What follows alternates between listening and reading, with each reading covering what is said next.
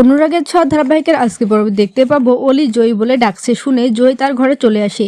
চারু বলে, জয় তুমি চলে এলে, একা একা ভালো লাগছে না বুঝি? জয় কোনো উত্তর না দিয়ে অলির কাছে গিয়ে বসে পড়ে। অলির মাথায় হাত বুলিয়ে দিলে অলি একটু স্বস্তি বোধ করে।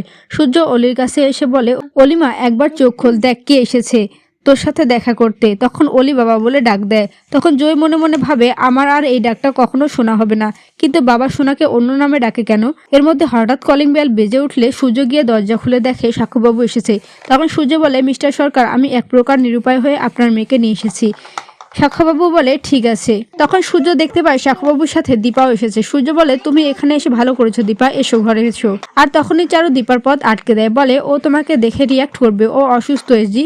আমি তোমাকে অপমান করছি না, নিজের অধিকারও ফলানোর চেষ্টা করছি না। তুমি যদি এখন অলির সামনে যাও তবে অনেক বড় সর্বনাশ হয়ে যাবে। অন্যদিকে জয় খাবার নিয়ে ঢুকলে উমি বলে যে, তুমি জানো আমাদের কাছে কোনো টাকা নেই, তুমি এত টাকা খরচ করলে কেন এর মধ্যে? এর থেকে আমি কিছু বানিয়ে দিতাম। তখন জয় বলে যে, একটা ইভেন্টের জন্য আমি একটা কন্ট্রাক্ট পেয়েছি উর্মি বলে যে, অজানা শহরে তোমাকে কাজ দিল কে? জয় ভাবে, সত্যি তো, আমার প্রবলেম তো বৌদিদি আর আমার দাদাভাই ছাড়া কেউ জানে না। এদিকে দীপা চারুকে বলে যে, আমি কোনো আওয়াজ না করে সোনাকে শুধু দেখেই চলে যাব। তারপরে সোনার পায়ে হাতে তেল দিলে সোনা মা বলে ডেকে উঠলে রূপা অস্থির হয়ে যায় আর ভাবে যে সোনা কাকে মা বলে ডাকলো। এরপরে দীপাকে ধরতে যাবে, কিন্তু দীপা কোনো আওয়াজ না করেই সাইডে সরে যায়।